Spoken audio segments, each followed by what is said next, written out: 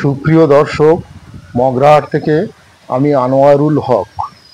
আমার ছাদ বাগানে বেশ কয়েকটি অ্যাভোকাডো গাছ আছে। এগুলি আমি আনিয়েছিলাম অনলাইনে, কখনো ফ্লিপকার্ট, কখনো মেশোতে। তো গাছগুলো প্রত্যেকটি গাছই বীজের গাছ দিয়েছিল এবং কোনোটাই কলমের গাছ নয়। সেই ছোট্ট গাছ, একেবারে ছোট্ট গাছ কয়েকটি আমি ছোট টবে রোপণ করেছিলাম বর্ষাকালে। তো বর্ষাকালে রোপণ করার পর আস্তে আস্তে সেই গাছগুলোর বৃদ্ধি ঘটেছে। সেগুলো বিভিন্ন রূপ ধারণ করেছে, কোনোটি ছোট, কোনোটি মাঝারি, কোনোটি সামান্য বড়। এটিও একটি অ্যাভোকাডো গাছ। এর পাশে আরেকটি ছোট অ্যাভোকাডো গাছ আছে। এই গাছগুলি আমি অনলাইন থেকে আনিয়েছিলাম। দেখা যাক শেষ পর্যন্ত কি ফল এতে হয়। অ্যাভোকাডো বলে লেখা ছিল। এটাও আরেকটি অ্যাভোকাডো গাছ। বেশ কয়েকটি আমার বাগানে আছে। অন্যান্য গাছের সঙ্গে আমার বাগানে প্রায় 270টি গাছ আছে। তার মধ্যে কয়েকটি মারাও গিয়েছে, অনেকগুলো বেঁচে আছে। এটাও একটা অ্যাভোকাডো গাছ, মাঝারি আকৃতির হয়েছে। এখনো ফল ধরার কোনো সম্ভাবনা নেই, কবে ফল ধরবে জানি না। এরপরে এটা একটি ছোট আকৃতির অ্যাভোকাডো গাছ। দেখা যাক শেষ পর্যন্ত কি ধরনের ফল এতে ফলে। আরও কয়েকটি গাছ আছে, সেগুলো আমরা বাগানে খুঁজে দেখার চেষ্টা করছি কোথায় কোথায় আছে। এটি একটা অ্যাভোকাডো গাছ, ছোট্ট মাঝারি টবে আছে। দেখা যাক কতদিনে বড় হয়, ফল দেয়।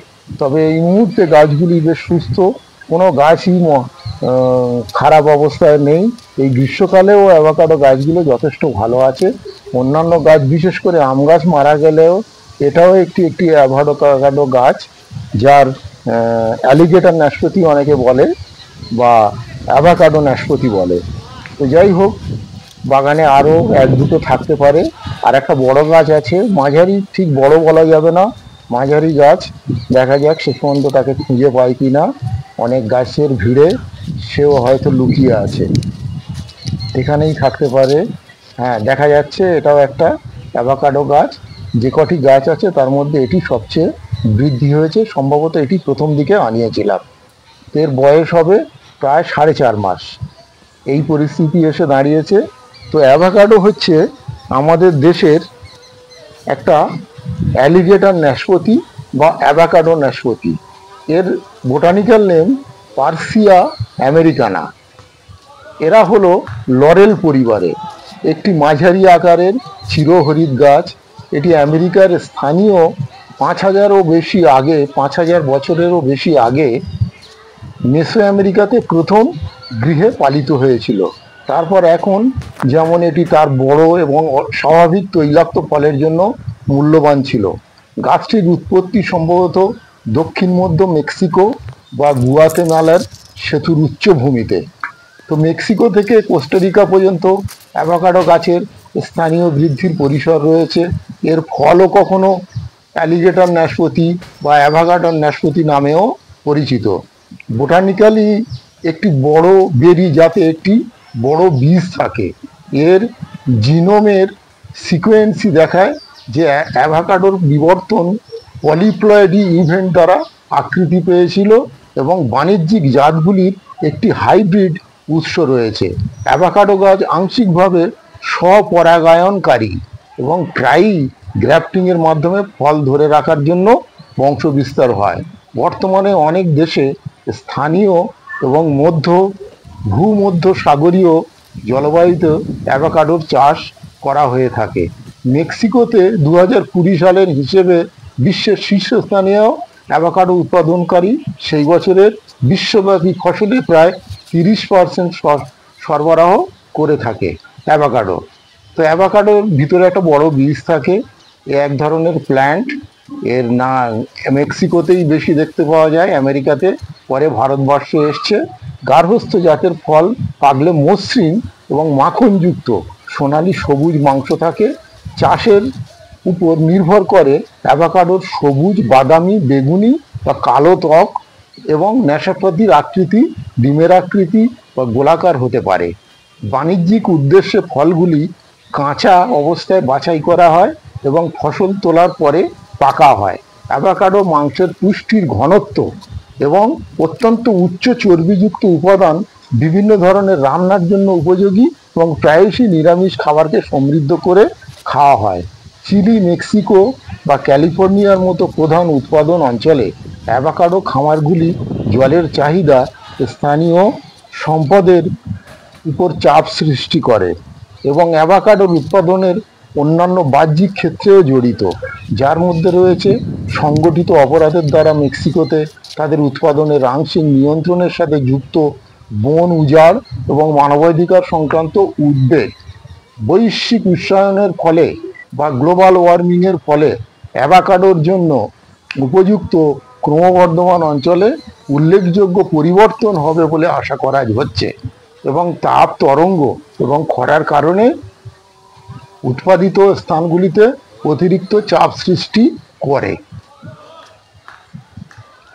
ফার্সিয়া আমেরিকানা হলো একটি গাছ যা 9 থেকে 20 মিটার বা 30 থেকে 66 ফুট উচ্চতা বৃদ্ধি পায়, যার ট্র্যাঙ্ক ব্যাস 0.3 থেকে 0.6 মিটার বা 1 থেকে 2 ফুট। পাতাগুলি 8 থেকে 25 সেন্টিমিটার বা 3 থেকে 10 ইঞ্চি লম্বা এবং পর্যায়ক্রমে সাজানো হয়। এর ফুলগুলো বর্ণমোচী ব্যাক্ট এবং ফুলের প্যানিকলগুলি নূতন বৃদ্ধি এবং পাতার অক্ষ থেকে উদ্ভূত হয়। গাছের প্রতি বছর হাজার হাজার ফুল ফোটে। অ্যাভোকাডোর ফুল পাতার অক্ষের কাছাকাছি রেসিম থেকে অঙ্কুরিত হয় এবং এগুলি ছোট অস্পষ্ট 5 থেকে 10 mm পর্যন্ত হতে পারে। এদের কোনো পাপড়ি নেই, বরং 3টি ফ্যাকাশে সবুজ ও সবুজ হলুদ ডাউনি পেরিয়ান্ট লোবের 2টি ভোঁদড়, প্রতি পুষ্পে প্রতি 2টি বেসামাল কমলা অমৃত গ্রন্থি এবং সহ 9টি পুংকেশর রয়েছে। অ্যাভোকাডো ফল যেমন ফল হলো একটা ক্লাইম্যাট্রিক একক বীজযুক্ত বেরি ধরনের ফল। ড্রুপের পরিবর্তে এন্ডোকার্প বীজকে আবৃত করার কারণে নাশপাতির আকৃতির ফল সাধারণত 7 থেকে 20 সেন্টিমিটার লম্বা হয় এবং ওজন হয় 100 থেকে 1 কেজি পর্যন্ত এবং মানুষের দ্বারা নির্বাচিত প্রজননের কারণে প্রজাতিটি পাতলা এক্সোকার্পের সাথে বড় এবং মাংসল ফলসহ বিভিন্ন জাত তৈরি হচ্ছে।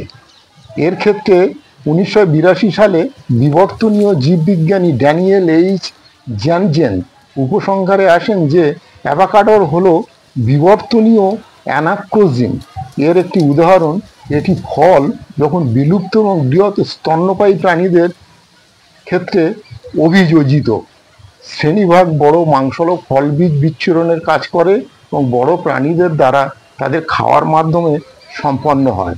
মনে করার কিছু কারণ আছে যে ফলটি তা হালকা এবং বিষাক্ত গর্তের সাথে গ্লাইস্টোস্টিন মেগাফাউনের সাথে মিলিত হয়ে পুরনো গিলে ফেলতে পারে এবং তার জন্যে অঙ্কুরিত হওয়া প্রস্তুত। ইউরোপে অ্যাভোকাডোর সবচেয়ে প্রাচীন লিখিত বিবরণটি হলো মার্টিন ফার্নান্ডেজ দি এনসিসোর লেখা। 1470 থেকে 1528 সালের মধ্যে যিনি জন্মেছিলেন, 1519 সালে তার এই বই প্রকাশিত হয়। অ্যাভোকাডো আধুনিক ইংরাজি নাম এসছে স্প্যানিশ অ্যাগুয়াকেটা রেন্ডিং থেকে। অ্যাভোকাডো ইংরেজিতে প্রাচীন লিখিত গ্রন্থ।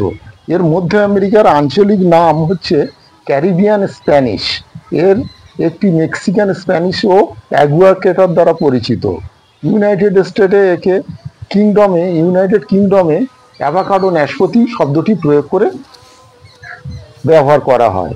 এর চাষ সাধারণত দেখা যায় যে গৃহপালিত কারণ এবং জেনেটিক স্বতন্ত্র জাতগুলির দিকে পরিচালিত করে। এর উপযুক্ত জলসেচ প্রয়োজন হয়, বর্ষাকালে এর জল নিয়ন্ত্রণ করতে হয় এবং নানা কারণে এর একটি আকার বৃদ্ধি হতে থাকে। তো সুপ্রিয় দর্শক, আজকে আমরা কিছুটা করার চেষ্টা করলাম। ভালো থাকবেন, সুস্থ থাকবেন।